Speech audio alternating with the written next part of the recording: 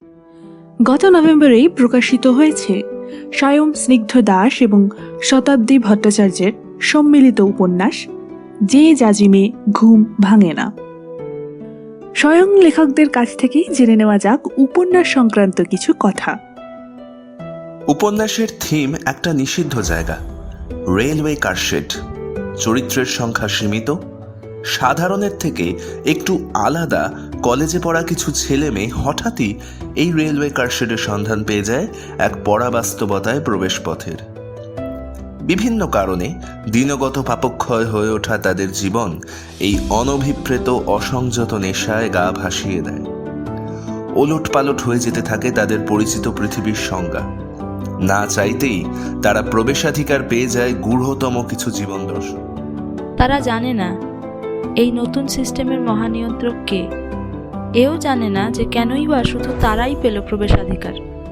স্রেফ বিস্ময়াভিভূত আদিম নিয়ান্ডারথালের মতো এক ভয়ঙ্কর সুন্দর সমুদ্রে ঝাঁপ দিল লাইফ জ্যাকেট ছাড়া। জটিল সায়েন্স ফিকশন অথবা নিরবচ্ছিন্ন থ্রিলার অথবা ফ্যান্টাসি লেখার ক্ষমতা আমাদের নেই। জানি না পাঠকবর্গ কি প্রতিক্রিয়া দেবেন, শুধু এটুকু বলতে পারি প্রায় 250 পাতার সাররিয়াল একটা জার্নি এটা। প্রতিশ্রুতির বাণ ডাকবো না, তবে আশা করি নিরাশ হবেন না।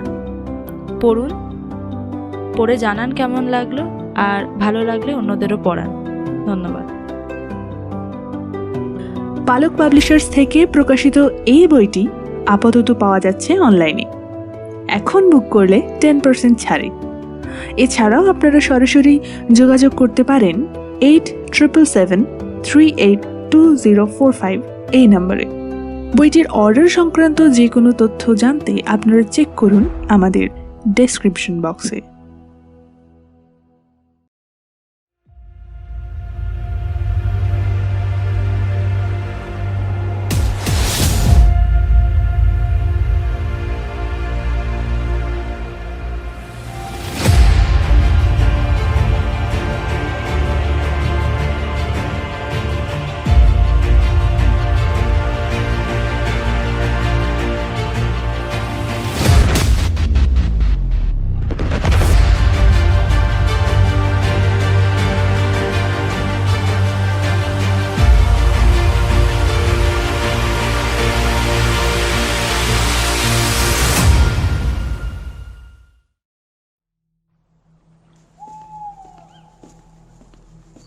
রাস্তা শুনশান।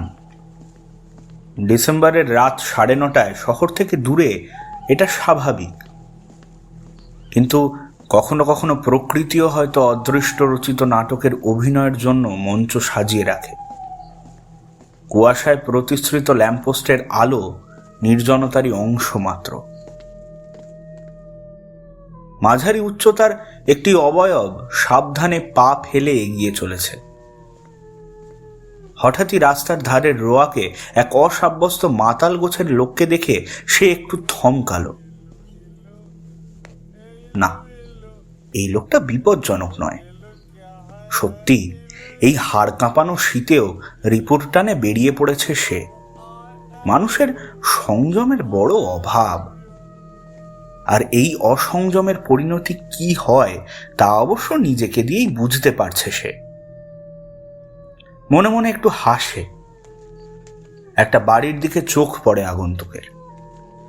অর্ধেক কনস্ট্রাকশন হয়ে পড়ে আছে সেটা। আগন্তুক এদিক ওদিক তাকায়, জ্যাকেটের পকেটে হাত ঢুকিয়ে কি যেন দেখে নেয়। ওই তো, ওই বাড়িটা। চিনতে ভুল হয়নি তার। ছোট লোহার গেট খুলে খুব সাবধানে ভেতরে ঢোকে। কিন্তু এ কি, পুরো বাড়িটা এমন অন্ধকারে ডুবে আছে কেন? সাবধানে উঠোন পেরিয়ে দরজার কাছে পৌঁছয় সে। আশ্চর্য, এত রাতেও কোলাপসেবল গেটে তালা পড়েনি।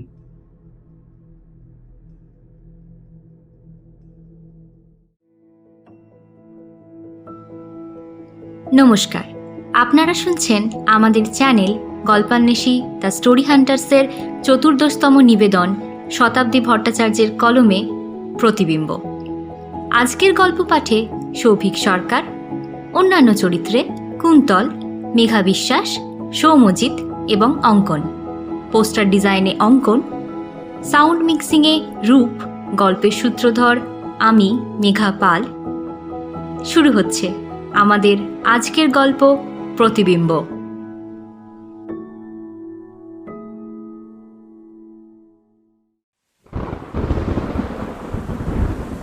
আজ কলেজ ছুটি হয়ে গেছে 4টের মধ্যে। আকাশ কালো করে প্রচণ্ড দামামা বাজিয়ে বৃষ্টি শুরু হয়েছে ঘণ্টাখানেক হলো। অন্যদের মতোই কৌশিকী আর তুর্য কলেজ ছেড়ে বেরোতে পারছে না, তাই সিঁড়ির তলায় বসে আড্ডা দিচ্ছে দুজন, বলা ভালো দিচ্ছিল। এখন দুজনেই চুপ। বৃষ্টি ভেজা ঠান্ডা হাওয়ায় চোখ মুখ ধুয়ে যাচ্ছে। এসব সময় কথা বলতে বড় একটা ইচ্ছে করে না। বাইরের দিকে উদাস হয়ে তাকিয়ে থাকতে থাকতে একসময় তুর্য হঠাৎ বিড়বিড় করে আনমনেই বলে উঠল, কেসি নাগের সেই চৌবাচ্চার অঙ্কটা। কৌশিকীও ঠিক একই সময় জড়ানো স্বরে বলে উঠল এবং বলেই চমকে দুজন দুজনের দিকে তাকালো। কি হলো ব্যাপারটা? এরকম এক সময় দুজন একই কথা, তাও যার আবার কোনো মাথা মুন্ডু নেই, অন্তত বর্তমান পরিস্থিতির সাপেক্ষে। তুইও এটাই ভাবছিলি? বিস্মিত হয়ে জিজ্ঞেস করে তুর্য। কিন্তু কেন ভাবছিলি? আর তুইও? কি অদ্ভুত! আরে আমি তো আসলে প্রথমে ভাবছিলাম যে ছাতা না এনে আজ ভুল হয়েছে। এই ছাতার কথা মনে পড়তেই হঠাৎ মনে পড়লো। কেসি পালের ছাতা, তাই তো? হ্যাঁ, আর তার থেকেই কেসি না। বাহ, দারুণ তো! উচ্ছ্বসিত হয়ে ওঠে কৌশিকী। তুর্য, আমাদের দুজনের লাইন অফ থট কি করে মিলে যায় বারবার, তাও এরকম আকাশ থেকে পড়া টপিকের ক্ষেত্রে। জানি না রে, but there is something my friend. কিছু তো একটা কানেকশন আছে আমাদের মধ্যে, তাই না? আলতো হেসে উত্তর দেয় তুর্য। কৌশিকীও কিছুক্ষণ চুপ করে তাকিয়ে থাকে ওর দিকে, তারপর বন্ধুর কাঁধে মাথা রাখে। তুর্যর মাথাও নেমে আসে ওর ওপর। বাইরে অকাল সন্ধ্যা নামিয়ে বৃষ্টি পড়তে থাকে অঝরে।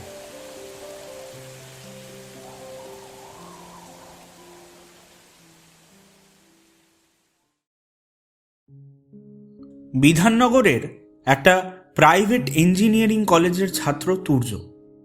স্বভাবে নম্র আর লাজুক, তাই কলেজে খুব বেশি বন্ধুবান্ধব নেই ওর। ফার্স্ট ইয়ারে ভর্তি হবার পর প্রথম সপ্তাহেই ওর আলাপ হয় এই কৌশিকীর সাথে। কৌশিকী একদম উল্টো স্বভাবের এমনটা বলা যাবে না। হ্যাঁ, সে অবশ্যই তুর্যর থেকে বেশি বলিয়ে কইয়ে স্মার্ট আর পড়াশোনাতেও বেশ ভালো, কিন্তু বন্ধু নির্বাচনের ব্যাপারে সে ভীষণ খুঁতখুঁতে। এই তুর্য ছাড়া আর কারোর সাথেই ওর তেমন সখ্য গড়ে ওঠেনি। ওদের গ্রুপে অবশ্য আরও কয়েকজন আছে, যেমন ঋত্বিকা, অরিত্র, দেবস্মিতা, কিন্তু ওদের মধ্যে প্রথম দিন থেকেই টিউনিংটা যেন প্রচণ্ড স্ট্রং। তাই গ্রুপ ছাড়াও একা ওরা অনেকটা সময় কাটায়। সমস্যা একটাই, তুর্যর বাড়ি সেই ব্যারাকপুর আর কৌশিকী থাকে কলকাতায়, তাই দেখা সাক্ষাতের বেশিরভাগটাই কলেজ এবং কলেজ কেটে ঘুরতে যাওয়ার সূত্রে। কৌশিকীর সবই ভালো লাগে তুর্যর, শুধু একটা জিনিস বাদে। মেয়েটা রেগে গেলে একেবারে রণচণ্ডী, হিতাহিত জ্ঞান থাকে না। আসলে ওর ফ্যামিলি লাইফ বড্ড ডিস্টার্ব।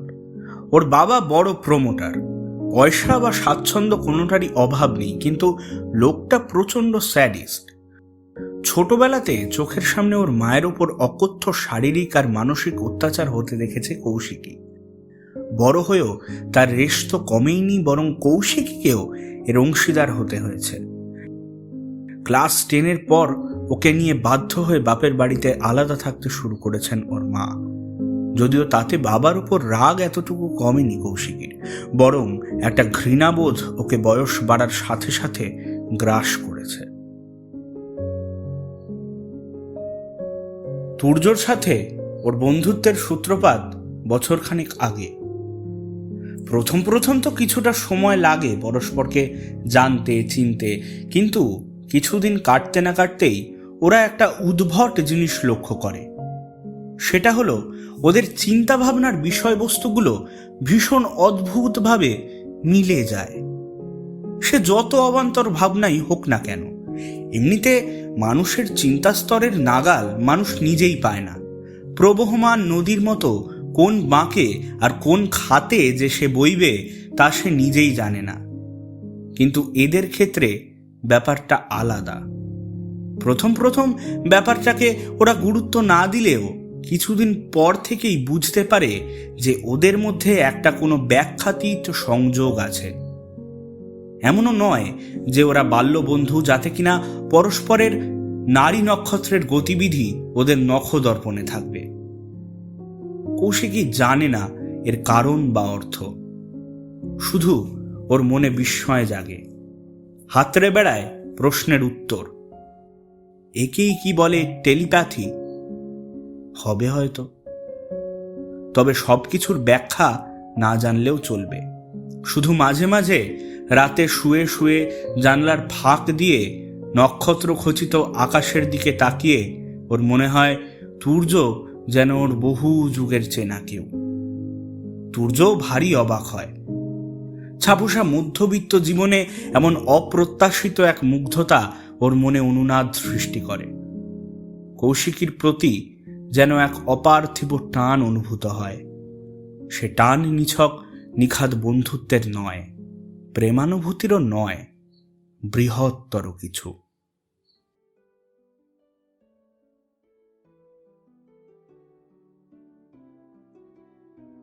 এই প্রসঙ্গে আরেকটা ঘটনার কথা বলতেই হয়। এই দুই বন্ধুই দুর্ধর্ষ কুইজার। বিভিন্ন ইন্টার বা ইন্ট্রা কলেজ কুইজ কম্পিটিশনে ওরা যখন জুটি বেঁধে বসে, তখন ওদের টিমের সামনে যে কেউ দাঁড়াতে পারে না। তার একমাত্র কারণ বিষয়টা ওদের দক্ষতা বা বিস্তৃত জ্ঞানের পরিধি নয়। কয়েকটা উদাহরণ দিয়ে বোঝানো যাক। কোনো এক কুইজে একটা প্রশ্নের সারাংশ ছিল, মুক্ত নিকারাগুয়া বইটি কার লেখা? তুর্যদের ডিরেক্ট কোয়েশ্চেন ছিল না, অর্থাৎ অন্য টিমের জন্য প্রশ্ন ছিল, কিন্তু বাকি টিমগুলোও চাইলে পাউন্স করে উত্তর দিতে পারে, অর্থাৎ নীরবে কুইজ মাস্টারকে উত্তর লিখে দিতে পারে। তবে সেক্ষেত্রে উত্তর ঠিক হলে বোনাস পয়েন্ট যেমন থাকবে, ভুল উত্তর হলে নেগেটিভ মার্কিংও হবে। এখন তুর্য এই প্রশ্নের উত্তর জানে না। এটা এমন এক প্রশ্ন যেখানে বুদ্ধি খাটিয়ে উত্তরটা আন্দাজ করার পরিসর কম। পরীক্ষা দিতে বসে অনেক সময় যেমন হয়, অন্যমনস্ক হয়ে হঠাৎই মস্তিষ্কের অলিন্দে কোনো একটা অপ্রাসঙ্গিক গান ঘুরঘুর করতে থাকে। তেমনি তুর্যর হঠাৎ কবির সুমনের ও গানওয়ালা গানটা মনে পড়ল। তারপরেই আচমকা ওর মনে হলো, এখন ওর এই গানটা মনে পড়ল কেন? কৌশিকী কি কোনোভাবে এটাই ভাবছে?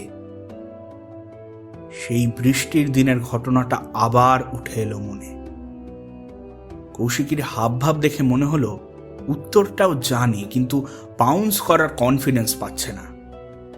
তুর্যর মন বলতে লাগলো ওই বইটা কবির সুমনেরই লেখা।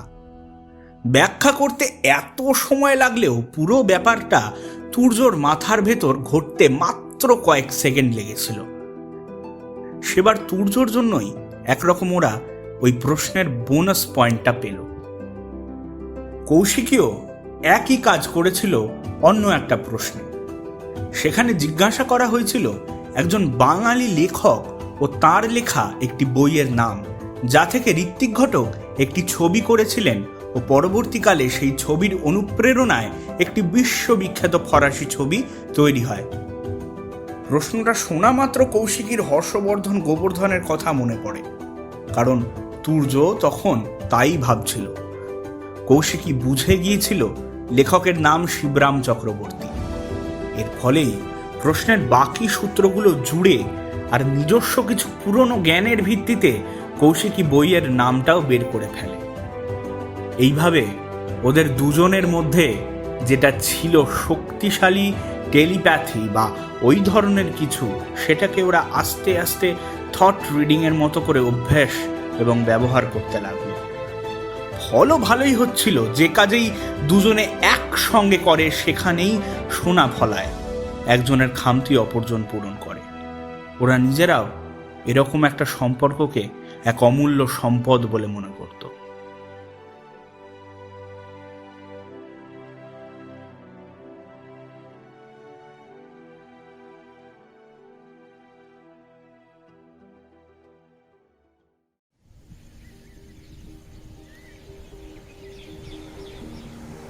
ফোর্থ ইয়ারের শেষে তুর্য, কৌশিকী, অরিত্র আর দেবস্মিতা এই 4 বন্ধু মিলে প্রথম বেড়াতে গেল তাজপুর। সমুদ্রের ধারে ঘন ঝাউবন আর তার কাছেই এই ছোট্ট ছিমছাম হোটেল। 2 বেডের রুম একটাই ছিল, তাই একটা 4 বেডের নিতে হলো অরিত্র আর তুর্যর জন্য। বিকেল বিকেল পৌঁছে ওরা 4 জন একটু হাওয়া খেতে গেল সমুদ্রের ধারে। পাও ভেজালো একটু। হাসি ঠাট্টা করতে করতে ফিরে এসে সন্ধ্যের দিকে তাসের আসর বসল। দেবস্মিতা অতটা জানে না খেলাটা, তাই শিখিয়ে পড়িয়ে নেওয়ার দায়িত্বটা নিল তুর্যই। ওর আবার একটু দুর্বলতা আছে কি না, তবে লাভ বিশেষ হলো না, কারণ খেলাটা কিছুক্ষণের মধ্যেই তুর্য আর কৌশিকের মধ্যে প্রতিদ্বন্দ্বিতায় রূপান্তরিত হলো। কি ব্যাপার বলতো? তোরা কি আগে থাকতে গেমটা সাজিয়ে রেখেছিস নাকি? একবার তো মুখ ফসকে বলেই ফেললো অরিত্র। ওরা দুজন শুধু ইশারায় হাসল।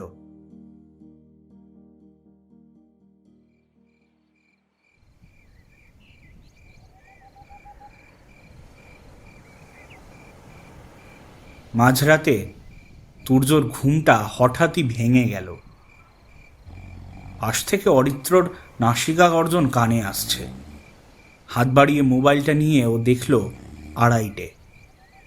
দক্ষিণের খোলা জানালাটা দিয়ে সমুদ্রের হালকা গর্জন শোনা যাচ্ছে। ভারী মিষ্টি একটা হাওয়া ছুঁয়ে যাচ্ছে মোলায়েম আঙুলের মতো। তুর্য আস্তে আস্তে বিছানা থেকে নামল। পকেটে সিগারেট লাইটার নিয়ে সাবধানে দরজা খুলে বের হলো বাইরে। একবার পাশের রুমে তাকালো, বন্ধ। কৌশিকী আর দেবস্মিতা মরার মতো ঘুমোচ্ছে বলা বাহুল্য। রাতে গুরুতর খাওয়ার পর একটু সোনালি তরল সেবন করেছে, তার নেশা ওদের এত তাড়াতাড়ি কেটে যাবে বলে মনে হয় না। বাইরে নিকষ অন্ধকার। এর মাঝে শুধু মেন গেটের কাছে একটা ছোট্ট লাইট গ্লোব নিজের আলোকিত অস্তিত্ব জানান দেওয়ার দুর্বল চেষ্টা করছে। কিন্তু এ কি? মেন গেটে তো তালা থাকার কথা, তালা তো নেই, এমনকি হ্যাজবোল্টটাও খোলা। আশেপাশে তো কাউকে চোখেও পড়ছে না। কেউ কি বাইরে গেছে? না, খোলাই যখন, তখন ঝাউবনের মধ্যে থেকে একটু ঘুরে আসার লোভ সামলাতে পারল না তুর্য। সমুদ্রের দিকে ও যত এগোচ্ছে নোনা জলের গন্ধটা আরো বেশি নাকে আসছে। ঝাউবনে এখানে ওখানে রাশি রাশি জোনাকি জ্বলছে, নিভছে। একটা আগ্রাসী অন্ধকারের অস্তিত্বকে ওরা যেন বুঝতে দিচ্ছে না। পকেট থেকে সিগারেট বার করে ধরাতে যাবে, আচমকা তুর্যর যেন মাটিতে পা আটকে গেল। ও ঝাউবনের ঠিক মাঝামাঝি যখন চকিতে মনে হলো সামনে যেন একটা আবছা নারী মূর্তি দাঁড়ানো। তুর্যর বুকটা ধরাস করে উঠল। এই নির্জনে একা একটা মেয়ে। কে কে কে ওখানে? সেই নারী মূর্তি সাথে সাথে ঘাড় ঘুরিয়ে তাকালো তুর্যর দিকে। তুর্য ফস করে জ্বালিয়ে দিল দেশলাইটা। কৌশিকী, তুই তুই কেন এসেছিস এত রাত্রে এখানে? এলাম, ঠিক যেমন তোর ইচ্ছে হলো তেমন। ও, একটু দম নিয়ে তুর্য তারপর গম্ভীর গলায় বললে, ঠিক করিস না। একদম ঠিক করিস না। এরকম নির্জন জায়গায় তুই একা একটা মেয়ে। এই জ্ঞান দিবি না তো, যাচ্ছে চল না, সমুদ্রের ধারে ঘুরে আসি দুজন মিলে। প্রস্তাবটা খারাপ না। অতএব পাশাপাশি সিগারেট টানতে টানতে হাঁটতে থাকে ওরা দুজন। কিছুক্ষণের মধ্যেই এসে পৌঁছয় সমুদ্রের ধারে। দুহাত দুদিকে ছড়িয়ে বুক ভরে শ্বাস নেয় কৌশিকী। কৌশিকীকে কেমন রহস্যময় লাগছে। সামনে এসে অনুনয়ের সুরে ও বলল, আর একটু চল, এগোই, এলাম যখন জলে পা ভিজিয়ে আসি। আর একদম না, এমনিতেই এই নির্জন জায়গায় আসাটা যথেষ্ট হঠকারিতা হয়ে গেছে আমাদের। এবার কড়া গলায় ধমকায় তুর্য। তোকে আসতে বলেছি, তুই আসবি, ব্যাস। হঠাৎ প্রচণ্ড জেদি গলায় চেঁচিয়ে ওঠে কৌশিকী। তারপরেই তুর্যর দিকে ঘুরে ওর হাত চেপে ধরে হ্যাঁচকা টান মারে একটা। সঙ্গে সঙ্গে হাতে একটা প্রচণ্ড যন্ত্রণা অনুভব করে তুর্য। ওর মনে হয় কয়েকটা ধারালো ফলার মতো কিছু ওর হাতের চামড়া ভেদ করে ঢুকে যাচ্ছে। ব্যথায় কুঁকিয়ে উঠে ও কৌশিকীর দিকে তাকায়। কিছু বুঝে ওঠার আগেই কৌশিকীর আরেকটা হাত ছুঁয়ে যায় তুর্যর পেটের কাছটা, আর সাথে সাথে ফিনকি দিয়ে রক্ত বেরিয়ে আসে। পেটটা যেন চিড়ে দিচ্ছে কৌশিকী। প্রচণ্ড যন্ত্রণায় চিৎকার করে উঠে যায় তুর্য, কিন্তু গলা দিয়ে আওয়াজ বেরোচ্ছে না ওর। ধর্মর করে বিছানায় উঠে বসে তুর্য। গলা শুকিয়ে কাঠ। পেটের কাছে হাত রাখে চট করে। উফ, বিভৎস স্বপ্ন। জোরে জোরে শ্বাস ফেলতে ফেলতে দুহাত দিয়ে চোখ মুখ মুছে একটু ধাতস্থ হয়ে বাথরুমে যাওয়ার জন্য বাঁ দিকে ফিরে নামতে যেতেই পাশের বিছানায় চোখ পড়ে ওর, আর আবার বুকটা ছ্যাঁত করে ওঠে। একটা চিৎকার করতে গিয়েও সামলে নেয়।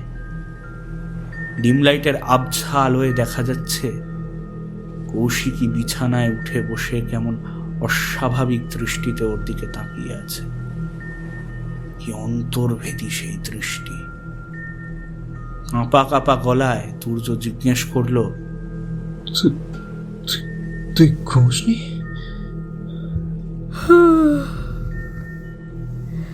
এসেছিল ঘুম, ভেঙে গেল। নেশাটা কাটেনি, মাথাটা ঝিমঝিম করছে। আচ্ছা। আড্ডা মারতে মারতে রাত হয়ে যাওয়ায় এই ঘরেই অ্যাডজাস্ট করে ওরা চারজন শুয়ে পড়েছিল। ঠিক এই সময়ে কৌশিকী একটু সরে এসে বলল, ঘুম আসছে না, বাইরে থেকে ঘুরে আসি চল একটু। তুর্যর মনের মধ্যে টাটকা আতঙ্কটা আবার মাথা চাড়া দিয়ে উঠল। কৌশিকীর দৃষ্টিটাও কেমন যেন ঘোলাটে। ওর আঙুলগুলোর দিকে একবার তাকালো তুর্য, তারপর ঢোক গিলে যতটা সম্ভব স্পষ্ট করে বলল,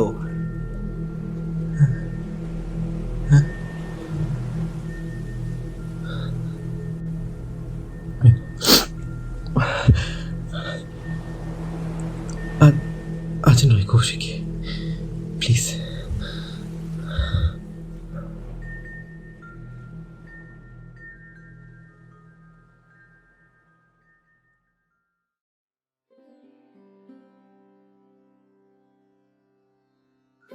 প্রায় 5 বছর ব্যাঙ্গালোরের পাঠ চুকিয়ে আজ পাকাপাকিভাবে কলকাতা ফিরছে কৌশিকী।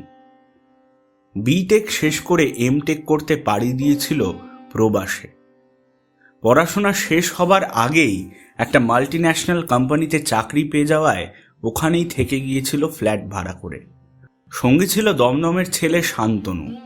পড়তে গিয়েই আলাপ, তারপর বন্ধুত্ব থেকে প্রেম।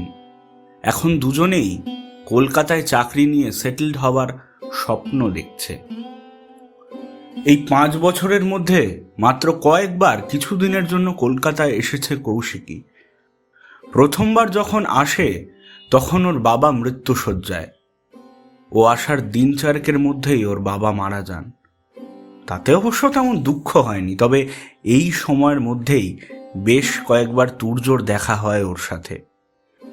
তুর্যর বর্তমান পরিস্থিতি সম্পূর্ণ বিপরীত। দূরত্ব ওদের বন্ধুত্বকে কিছুটা হলেও ফিকে করে দিয়েছে। নিয়মিত ফোনাফুনিও সে অর্থে হতো না। তুর্য এই বছরে নিরবিচ্ছিন্নভাবে ব্যর্থতার মুখ দেখে চলেছে। সামান্য বেতনের চাকরি করে একটা আইটি কোম্পানিতে।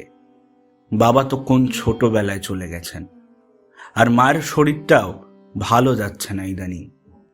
এর মধ্যে দেবস্মিতার সাথে ওর একটা সম্পর্ক গড়ে উঠেছে বছর তিনে ক্রমশ, যেটা একটা বোঝায় পরিণত হয়েছে। শরীর ভেঙে যাচ্ছে ওর।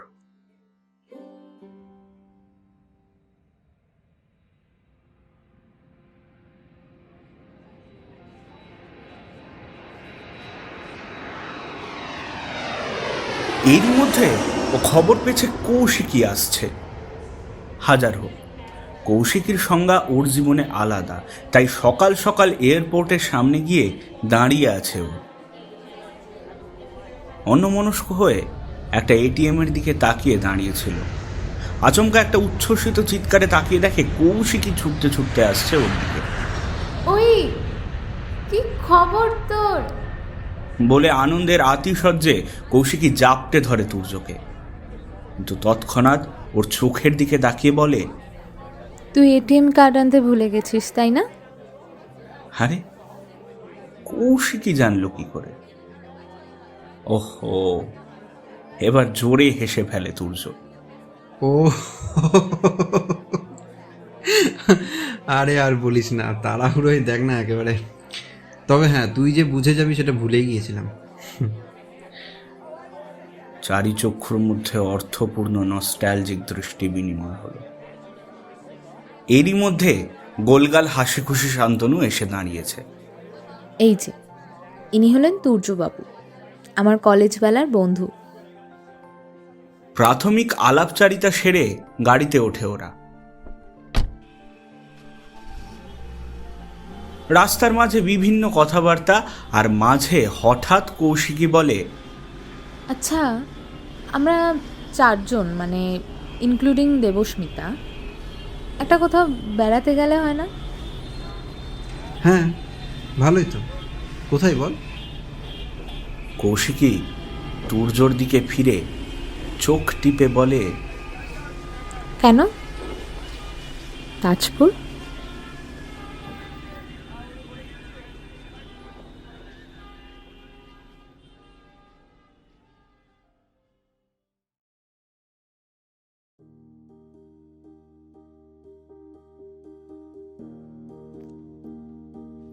নির্দিষ্ট দিনে বেরিয়ে পড়ল ওরা চারজন, কিন্তু সমস্যা বাঁধল রাস্তায়। এমনিতেই ওরা দেরি করে বেরিয়েছিল। কি সমস্ত দাবিতে মেদিনীপুরের দিকে গ্রামের মানুষেরা রাস্তা অবরোধ করেছিলেন, তাই পৌঁছতে পৌঁছতে সন্ধে গড়িয়ে গেল। ফলে সেদিন ঘরে বসে আড্ডা ছাড়া আর কিছুই হলো না।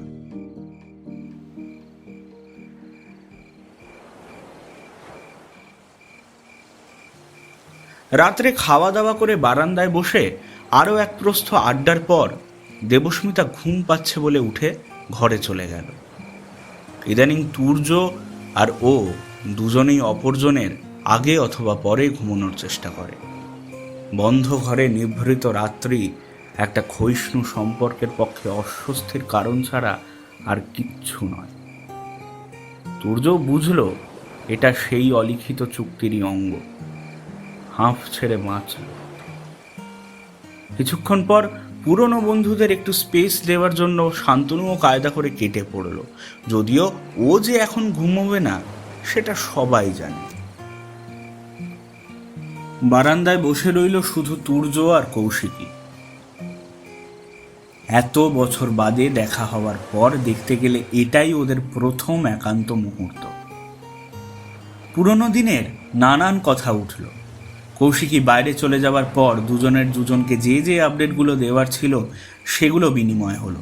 হাসি ঠাট্টা করতে করতে তুর্যর এটা ভেবে ভারী ভালো লাগলো যে ওদের মধ্যে কানেকশনটা সেই আগের মতোই রয়েছে।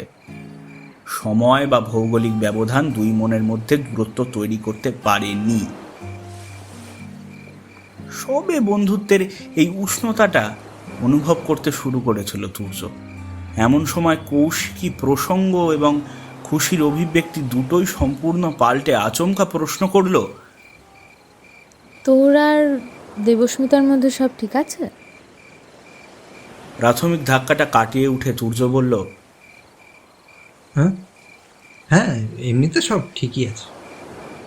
ওই আর কি, সময়ের সাথে সাথে তো প্রথম দিকে চার্মটা একটু ওয়্যার অফ করে যাই যা, সেটুকু ছাড়া অ্যাজ ইন সমস্যা না, কিছু নেই। বেড়াতে এসে বেশি কচকচিতে আর যেতে চাইল না তুর্য।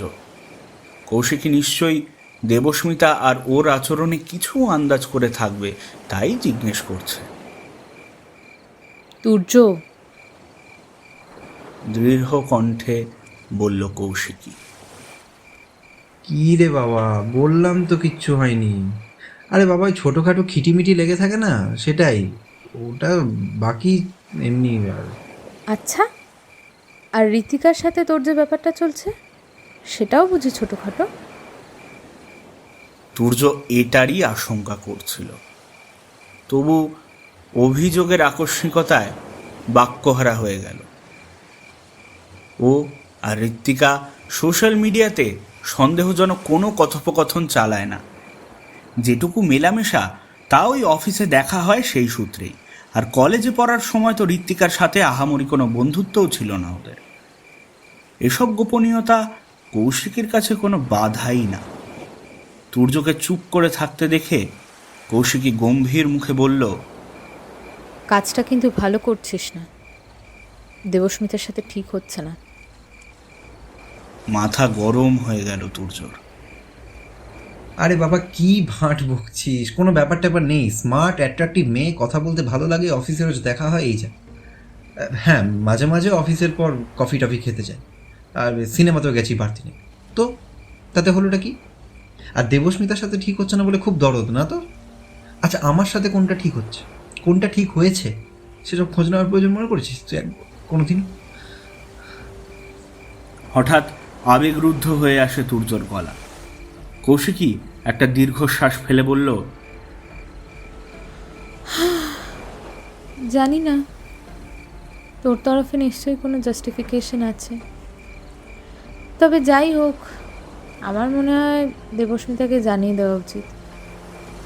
কী কারণে তোদের অশান্তি আমি জানি না, সেটা তোদের ব্যাপার, তবে অন্তত বিশ্বাসঘাতকতা করার মতো মেয়ে বলে তোকে মনে হয় না, ভেবে দেখিস।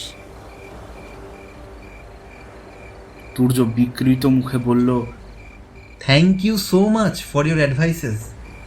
তবে যেমন তুই বললি না, এটা আমাদের ব্যাপার, আমার ব্যাপার, তুই এটা নিয়ে তোর ওই ব্রিলিয়েন্ট মাথা ঘামিয়ে সময় নষ্ট করিস না প্লিজ। আহত চোখে একবার তাকালো কৌশিকী ওর দিকে। আজ থেকে 5 বছর আগে একে অপরের ব্যক্তিগত সমস্যায় ওদের অবাধ বিচরণ ছিল, তবে কি সত্যি সাফল্য, সময়, ব্যর্থতা এসব অধিকাংশ বন্ধুত্বের মতো ওদের সম্পর্কটাও নষ্ট করে দিল? এর মধ্যেই তুর্য ভুলে গেল সব। আর কথা না বাড়িয়ে কৌশিকী ঘরে ঢুকে দরজা বন্ধ করে দিল। তুর্যও কিছুক্ষণ সেদিকে তাকিয়ে থেকে উঠে পড়ল। না, ও কিছুই ভোলেনি।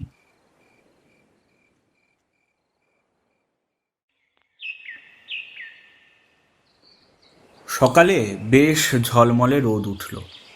শান্তনু ভোর ভোর ক্যামেরা নিয়ে বেরিয়ে পড়েছে সমুদ্রের ধারে। তুর্যকে একবার নক করেছিল বটে, তবে তুর্যর সকাল সকাল বিছানা ছাড়তে ইচ্ছে করে না, তাই আর যায়নি। 9টা বাজে। দেবস্মিতা এখনো ঘুমে অচেতন। তুর্য ভাবল একবার কৌশিকীর ঘর থেকে ঢুঁ মেরে আসা যাক। কৌশিকী দেওয়ালে হেলান দিয়ে সিলিংয়ের দিকে তাকিয়ে বসে। তুর্য ঢুকতেই নড়ে চড়ে বসল।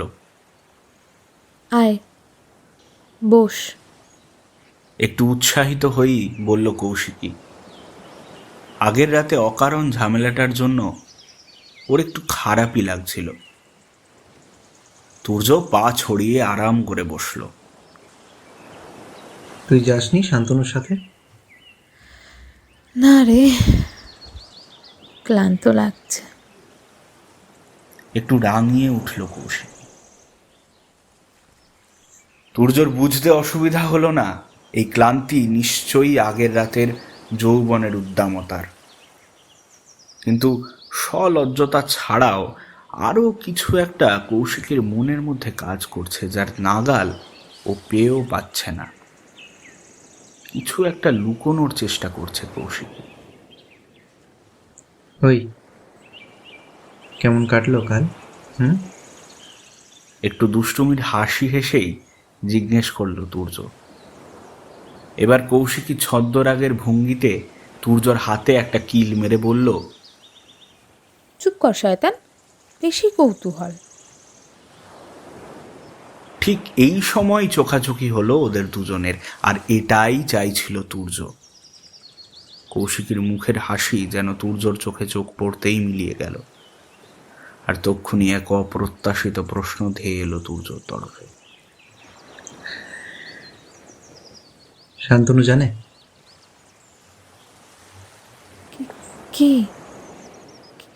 কি জানবে?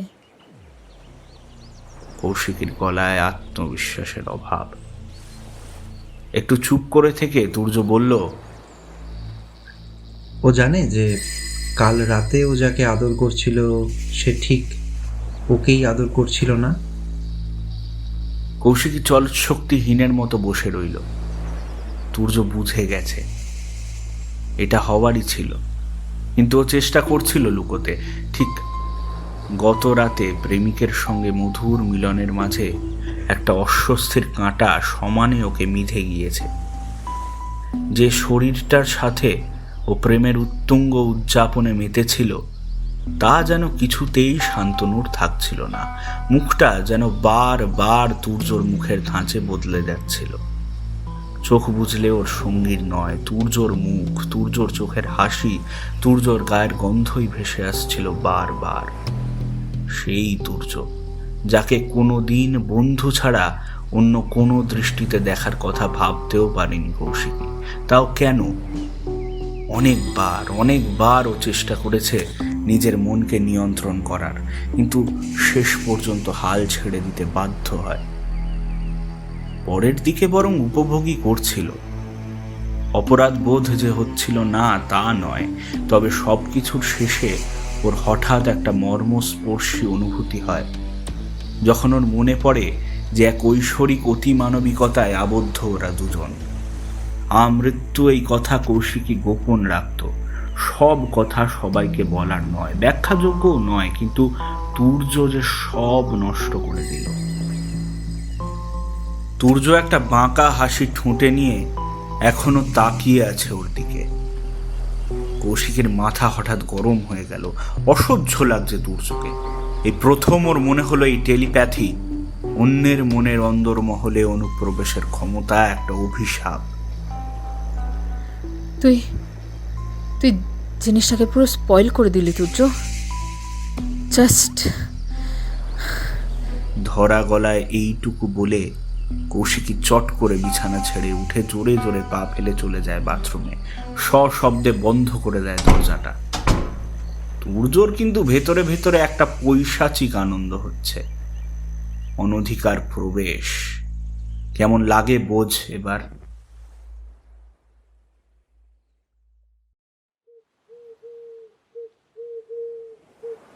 চর্বচস্য খাওয়ার পর দুপুরে সেরা একটা ঘুম দিয়ে তুর্য ঠিক করলো একা একা একটু ঘুরে আসবে ঝাউবন থেকে। ঘুমন্ত দেবস্মিতার দিকে একবার চট করে চোখ বুলিয়ে নিজের ব্যাগ থেকে একটা ছোট্ট পাউচ বের করে পকেটস্থ করলো। এসব জিনিস খুব সতর্কতার সঙ্গে হ্যান্ডেল করতে হয়। তুর্যর অবশ্য অভ্যাস আছে। দীর্ঘকাল ধরে মানসিকভাবে ক্লিন্ন ব্যক্তিদের এমন অনেক অভ্যাসই তৈরি হয়। বারান্দার সিঁড়ি দিয়ে সবে নেমেছে, পেছন থেকে কেউ হেঁকে বলল, আরে ভায়া, চললে কোথায়? হ্যাঁ, আমি ভাবছিলাম একটু ঝাউবনের ওই দিক থেকে একটু ঘুরে আসি। তা তুমিও কি ওই দিকে চললে নাকি?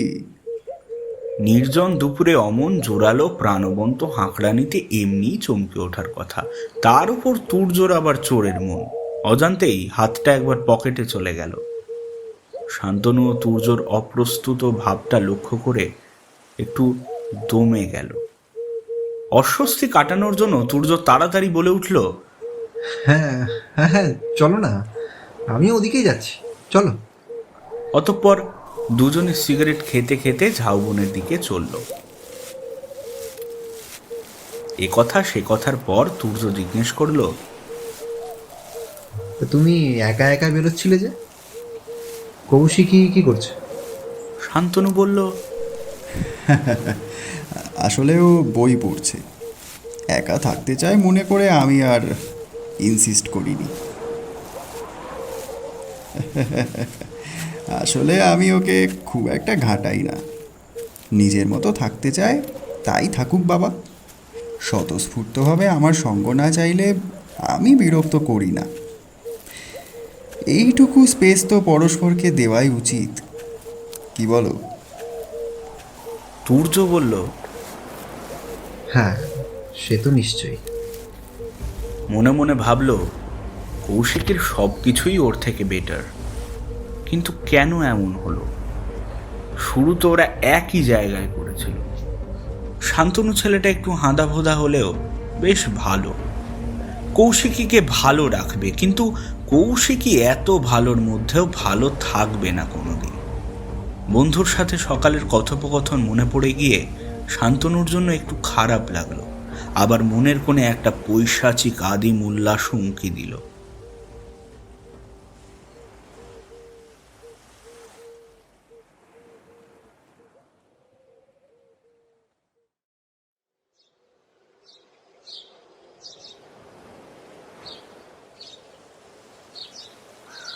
খানিকক্ষণ দুই প্রাপ্তবয়স্ক স্বল্প পরিচিত পুরুষের মধ্যে যে ধরনের গল্পগাছা হয়, সেরকম আড্ডার পর শান্তনু ক্যামেরা বের করে ছবি তুলতে তুলতে একটু দূরে সরে গেল। তুর্য নিষিদ্ধ জিনিসটার সদ্ব্যবহার করার জন্য উসখুস করছিল, কিন্তু নিশ্চিন্তও হতে পারছিল না। যতই হোক, শান্তনু আশেপাশেই রয়েছে। সমুদ্রের দিকে তাকালো তুর্য। সূর্য ডুবছে। ঝাউবনে অন্ধকার নামতে আর কয়েক মুহূর্ত, তারপরেই সমুদ্র, আকাশ আর রাতের রঙের মধ্যে পার্থক্য থাকবে শুধু ঢেউয়ের সাদা ফেনার। এর মধ্যে একা দাঁড়িয়ে তুর্যর 5 বছর আগে এখানে এসেই দেখা একটা স্বপ্নের দৃশ্য মনে পড়ে গেল। সেই আতঙ্কের স্মৃতি জেগে উঠতেই গা ছমছম করে ওঠে। এমন সময় ওর পিঠে একটা নরম ঠান্ডা হাতের স্পর্শ টের পেল। চমকে পিছনে ফিরে তাকাতেই দেখল কৌশিকী সেই একই রকম অদ্ভুত দৃষ্টিতে ওর দিকে তাকিয়ে আছে। চিরপরিচিত প্রিয় বন্ধুর ভয়ে তুর্যর বুকে হাতুড়ি পিটতে লাগলো। এবার কি হবে? দুজনেই দুজনের মস্তিষ্কে প্রবেশের চেষ্টা করছে। প্রায় 1 যুগ বাদে কৌশিকী জিজ্ঞেস করল, তোর কি হয়েছে? আমি তোকে চিনতে পারছি না কেন? তুর্য টেনশনটা একটু হালকা করার জন্য বলল, তুই নাকি আমার সব বুঝিস, তা তুই বল শুনি, আমার কি হয়েছে? হ্যাঁ, আমি সবই বুঝি, শুধু এটা বুঝতে পারছি না যে কি এমন হলো যাতে তোকে ড্রাগস নিতে হয়। তুর্যর মুখ চোখ কঠিন হয়ে উঠল। তুই আমার বন্ধু, তাই ভেবেছিলাম তোকে আমি বোঝাতে পারবো, কিন্তু স্পষ্টতই তাতে আর কোনো কাজ হচ্ছে না।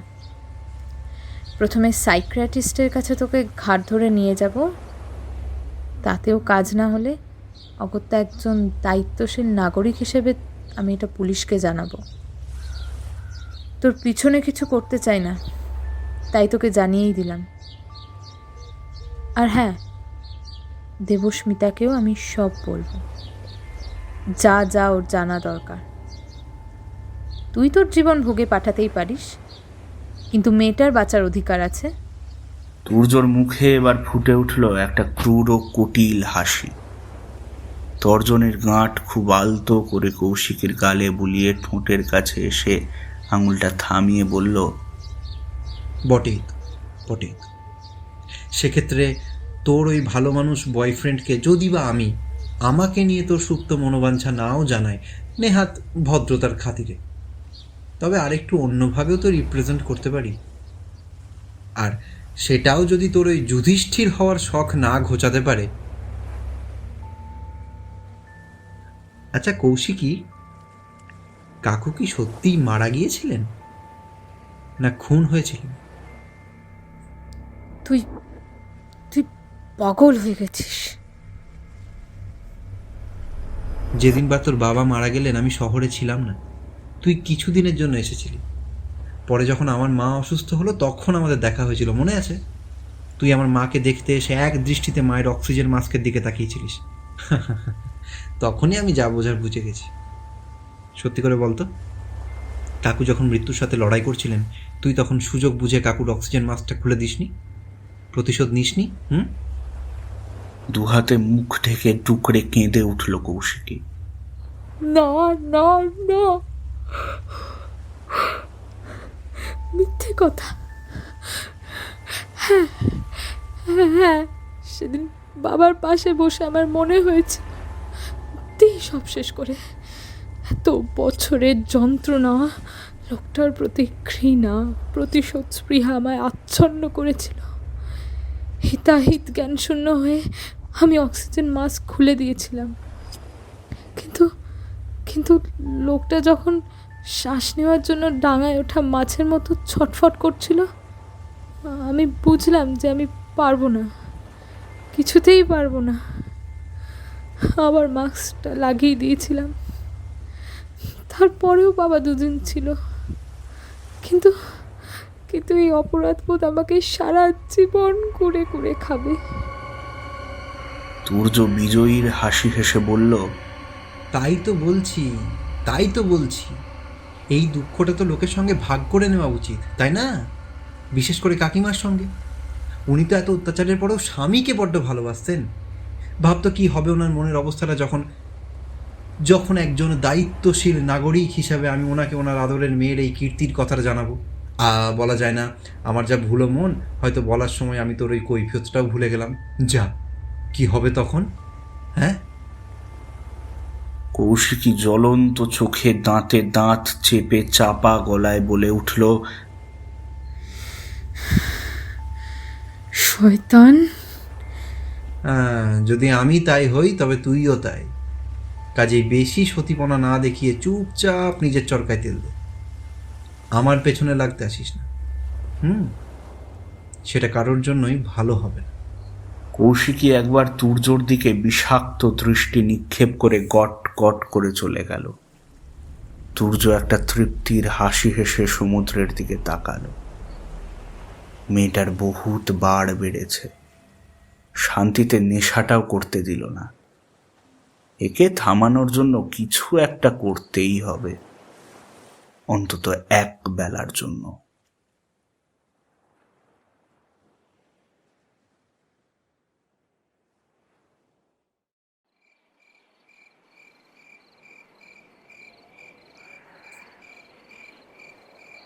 বাড়ির ভেতর শুধু একটা ছোট কম পাওয়ারের এলইডি বাল্ব জ্বলছে সিঁড়ির তলায়।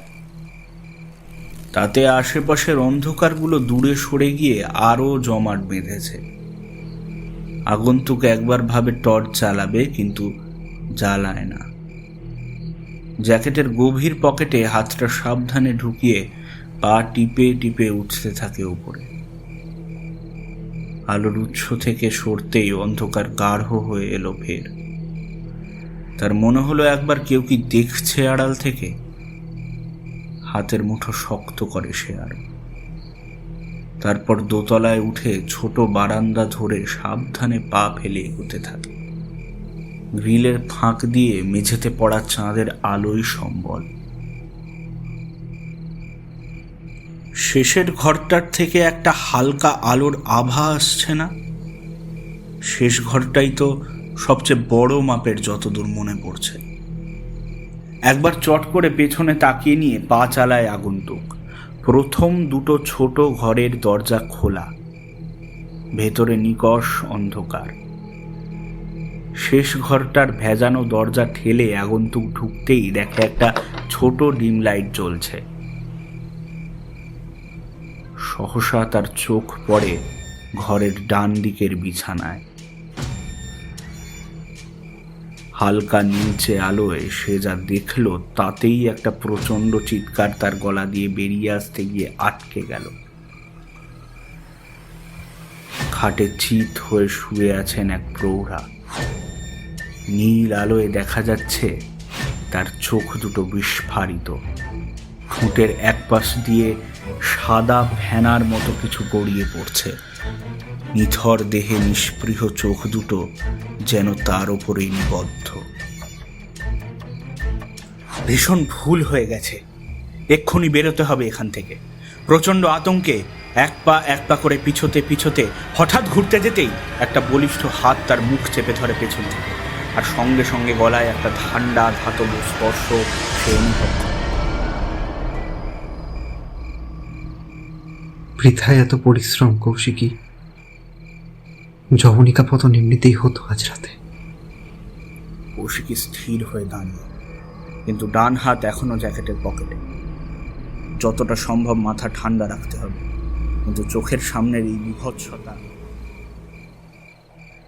9 বছরের এই পরিচয়, 9 বছরের পরিচয়টা শুধুই ধ্বংসের যাপন ছিল কৌশিকী। শেষ 5টা বছরে আমার ব্যক্তিগত জীবন ঝাঁঝরা হয়ে গেছে, একটু একটু করে ঝাঁঝরা হয়ে গেছে। ঠিক 7 মাস আগে তোর ফিরে আসাটা অন্তিম অভিশাপ হয়ে নেমে এসেছে। ভাবতে পেরেছিলি কৌশিকী? কোনোদিন ভাবতে পেরেছিলি তুই আমার জীবনে অভিশাপ হবি? আমাদের ঐশ্বরিক যুগলবন্দির উপসংহার টানবে আজকের মতো একটা রাত। শেষ কথাগুলো কেমন হিসিয়ে বলে তুর্য। কৌশিকী আর সময় নেন। বক্তৃতায় মগ্ন তুর্যর এই অন্যমনস্কতার অপেক্ষাতেই ছিল ও। পকেট থেকে এবার হাতের মুঠোয় ধরা ছোট্ট অস্ত্রটা বের করে আন্দাজে পিছন দিকে চালিয়ে দেয় সজোরে। ঠং করে একটা কিছুতে সেটা আঘাত করতেই আর্তনাদ শুনতে পায় কৌশিকী। হাতের বাঁধন আলগা হয়ে যায়।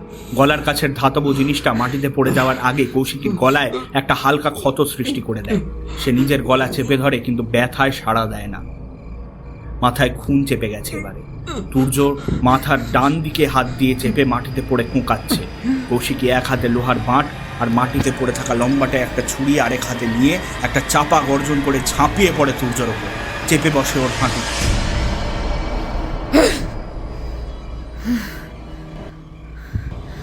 আর আমি তো এত বছর পর একটা সুস্থ জীবন পেয়েছিলাম তুর্য। আমি তো তোর ক্ষতি করতে চাইনি। তুই আমার মাথার ভেতরে হাতুস কাজ নিয়ে ঢুকে পড়েছিলি। শেষ কটা মাস আমি আতঙ্কে, শান্তিতে, ভয়ে একটু একটু করে শেষ হয়ে গেছি। মনে হতো যেন তুই আমার ঘিলুর ওপর সারাক্ষণ নজর রাখছিস। আমার ট্রমেটিক পাস্ট খুঁজে বের করার কি খুব দরকার ছিল তুর্য? এত প্রতিহিংসা তোর?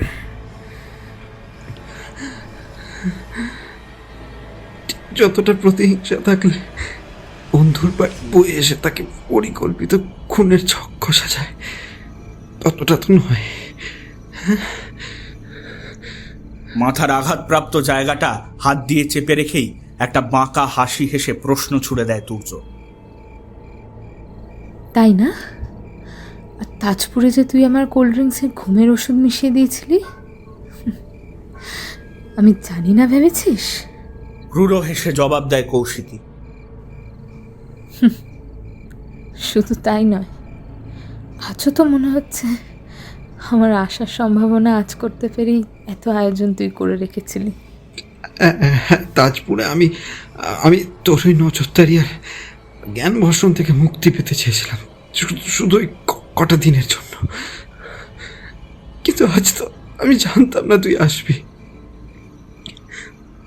আজই যে আসবি সেটা তো জানতাম না।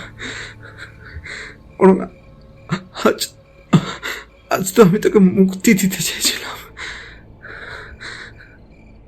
জড়ানো গলায় কথাগুলো বলে যায় তুর্য। মানে? চকিতে কৌশিকীর মনে হয় যে ওদের কণ্ঠস্বর ছাড়া এই ব্রহ্মাণ্ডে আর কোনো শব্দ নেই, আর ওই নীলচে আলোটা ছাড়া কোনো আলোর উৎসও নেই।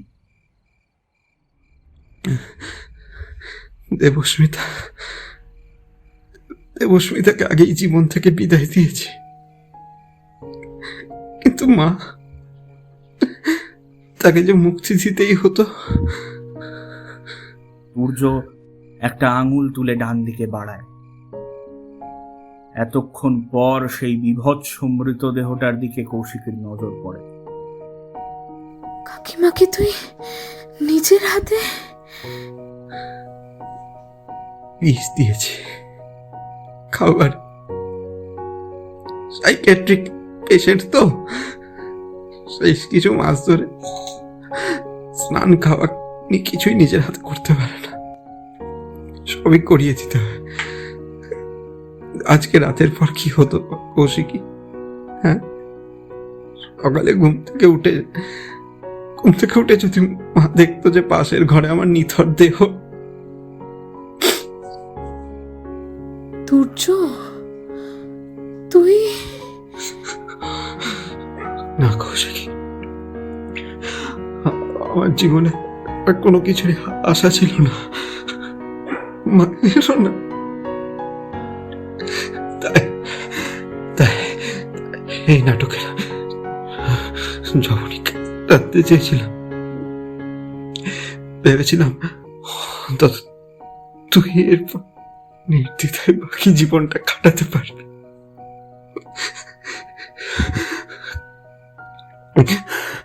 কিন্তু এই মুহূর্তে যখন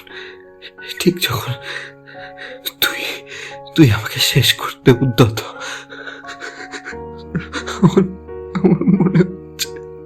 আমার মনে হচ্ছে যে আমার আর তোর নিহতি অঙ্গাঙ্গিভাবে জড়িত।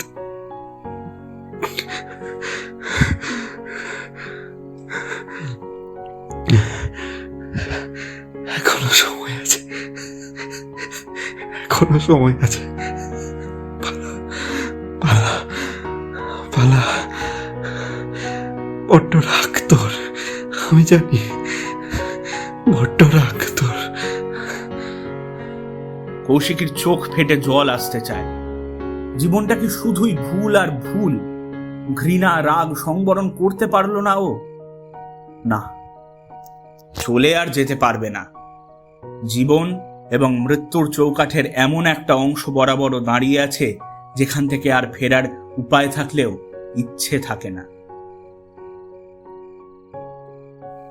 না তুর্য, আর পালাবো না, আর উপায় নেই। আমরা শুধু ধ্বংস হতেই পরস্পরের জীবনে এসেছি, সে কি আর বুঝতে বাকি আছে? তবে এটুকু বোঝা গেল যে নিজের প্রতিবিম্বের নাগাল পেলেই তার উপর যথেচ্ছ অধিকার ফলানো যায় না। তাতে বিম্ব আর প্রতিবিম্ব দুটোই নিশ্চিহ্ন হয়ে যায়। তোকে আজ আমি শেষ করবই, আই কান্ট হেল্প ইট। কিন্তু তুর্য। কৌশিকীর গলায় একসাথে ঘেন্না আর কান্নার মিশেল। আর কোনোদিন কোনোভাবেই ফিরে আসিস না। সূর্য কোনো উত্তর দেয় না, চোখ বুজে একটা গানের লিরিক গুনগুন করতে থাকে।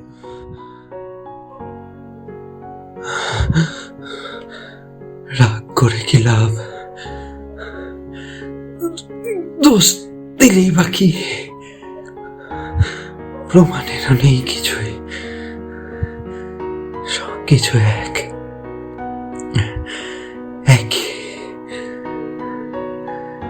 জনহীন সৈকতে সিগারেটের ছাই। তারপর কৌশিকীর দিকে পূর্ণ দৃষ্টি মেলে স্পষ্টভাবে উচ্চারণ করে শেষ লাইনটা। বিদায় পরিচিতা আকাশ নিঃসঙ্গ, আমি তার কাছে যাই, আমি তার কাছে যাই।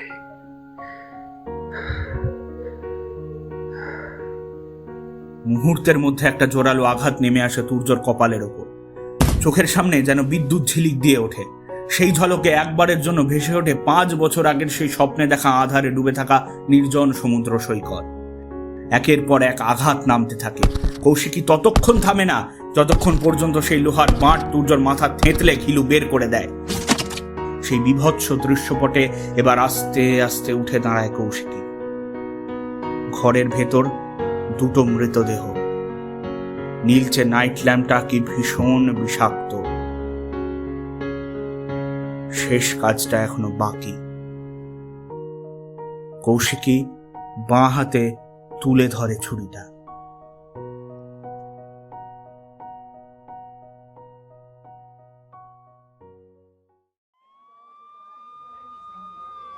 পরদিন সকাল 11টায় ইন্সপেক্টর মহাপাত্র ব্যারাকপুরের একটা দোতলা বাড়ির একই ঘর থেকে 3টে বিকৃত মৃতদেহ আবিষ্কার করেন। সবচেয়ে বিভৎস অবস্থা 27-28 বছরের মেয়েটার। একটা লম্বা ছুরি কে যেন প্রচন্ড আক্রোশে ওর মাথার মাঝ বরাবর সজোরে গেঁথে দিয়েছে।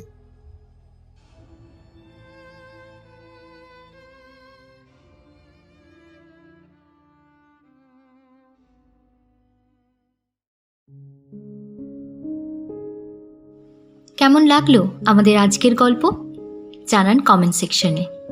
গল্পটা ভালো লাগলে অবশ্যই লাইক করুন এবং শেয়ার করুন আপনাদের বন্ধুদের সাথে। আর চ্যানেলটি সাবস্ক্রাইব করে আমাদের পাশে থাকুন, যাতে আমরা এরকম আরও অনেক গল্প আনতে উৎসাহ পাই। সকলে সাবধানে থাকুন, সুস্থ থাকুন। ধন্যবাদ।